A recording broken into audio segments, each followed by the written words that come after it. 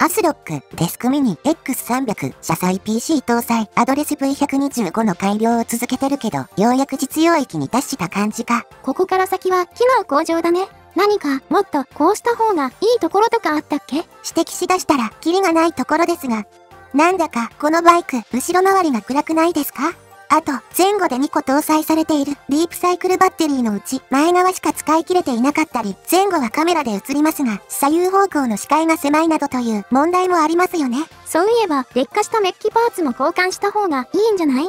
なんだか汚くなっちゃってるよ。今回もやることがいっぱいやな。その他気になってるところもついでに色々と交換していくことにするか。遠藤マリナ教団。さて、まずは簡単なところから始めるよ。J5 クリエイト 4K キャプチャーアダプター JVA11 を装着しよう。1080p で 120fps まで扱える USB キャプチャですね。新たにビデオカメラでも増設するのですか？現状、メインカメラ用が2000円くらいの安物だから、この機会に交換してあげようと思ってね。値段が6倍くらい違うこともあって、性能も良く、本体の質感も結構高いぞ。搭載されている USB ケーブルの長さの関係ですごく手前に装着されてるのは仕方ないよね。はいはい、次に行きますよ。日東工業切り替え開閉機 DS622P60A。前後バッテリーの AC100V インバーターへの電力供給を切り替えるために購入したよ。60A 品とは、また大容量のものを選びましたね。無駄遣いできるようなスペースはないのですよ。いろいろ考えた結果、ここしか場所がありませんでした。もういろいろと拡張性の限界が来てるね。配線をするためにメットインを外さないとね。あれ？なんだか穴が開いてる気がするよ。マジかよ。四角いバッテリーを角の丸いメットインに入れたからこんなことに。嘆いても治らないから気にせず進めていこう。23A まで流せる VVF ケーブルで配線してみたよ。それ、もしかしてすごく硬いケーブルなのでは？作業性を考えないと後で大変なことになりますよ。作業性悪すぎてえらい目にあったわ。とりあえず、ちゃんと動いたみたいで安心した。次はフォグランプの増設だよ。配信時に手前側が暗かったので追加した。カメラサスペンション側に取り付けて、ライトで増えた重量の分は重りを減らして良い感じに調整したよ。これは、ARGB テープだね。かなり頑丈に固定してあるけど、どうしてなの？後ろに LED テープ装着するのって実は大変なんやで。両面テープだけだと確実に走行中に落下するという、前側の LED に接続する延長ハーネスですか。最短ルートで配線できないので長くなりますね。マリナさん、他人事やけど、あれで1作業日使ったんですよ。動作確認は後にしてリアサスの交換、YSS 製からデートナ製になるよ。採用理由は本体が長いのと硬さ調整ができること。14年くらい使ってる割には綺麗な見た目だね。イベント用でほぼ走ってなかったみたいだけど。ここのボルト硬かったな。ラチェットで緩めようと思ったけど硬すぎるからやめたっていう。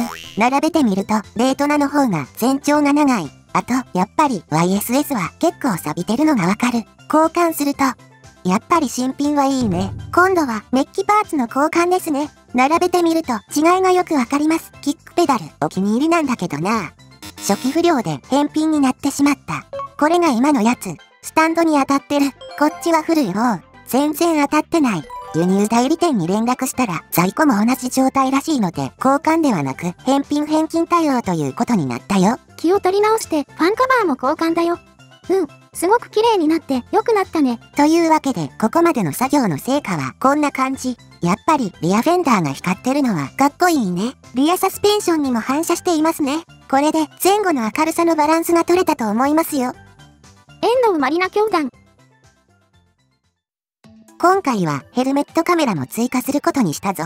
サンマサプライワイヤレスウェブカメラ CMS-V65BK。名前の通り無線通信のウェブカメラなんていうかなり珍しい製品やね。とりあえず高すぎる。大丈夫なのこれ？レビューもないし、スペックを見る限り値段相応の画質も無理そうだけど。無線の USB カメラとか他にないから仕方ない。とりあえずいつも通り分解してみるか。上のスポンジに挟まれているのはバッテリーですね。ウェブカメラとしては大きな部類に入るのですが、ギリギリ小さく収めてこのサイズのようです。バッテリー容量は 1500mAh と記載されていますね。カメラの角度を変えられるようクイックシューと自由雲台を組み合わせてみたよ。クイックシューは必要な時に簡単にカメラと自由雲台を分離できる便利な台座といったところか。ヘルメットカメラの映像だね。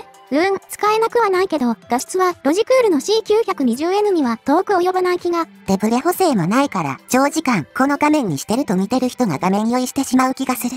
基本的には右下の小さい画面にしておいて、止まって周りを見るときにフル画面にするのが良さそうやね。ヘルメットカメラ揺れすぎですよ。人間サスペンションがダメなのではないですか？メインカメラが揺れてないのは今まで散々苦労して作ったカメラサスペンション機構のおかげであって、道路の積み目のたびに結構な振動を受けてるんですよ。エンドタン、ヘルメットが以前より重くなってると思うんだけど、頭大丈夫？ノリを心配してくれるのは嬉しいんだけど、頭大丈夫？はどうかと思うぞ。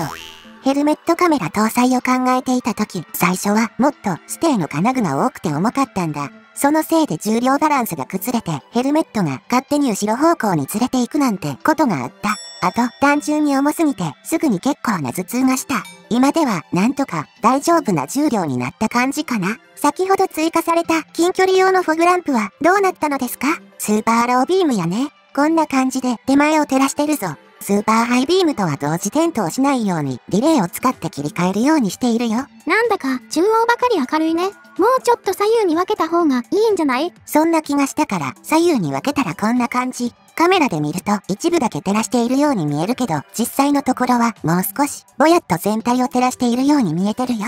ハロゲンランプであればもう少し広く照らせたのでしょうね。それにしてもスーパーハイビームの上方向の光の広がりがすごいですね。木も照らしていますよ。対向車と先行車の迷惑になるから川沿いの真っ暗な道くらいしか使いどころがないんよね。消費電力もすごいから常用するものではないぞ。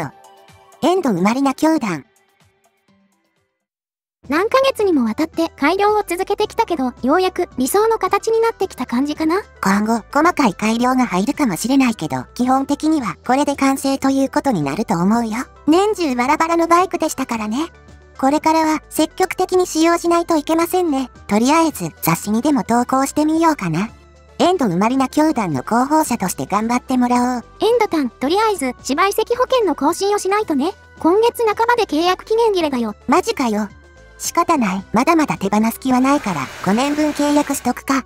それではご視聴ありがとうございました。チャンネル登録、高評価よろしくお願いしますね。またね。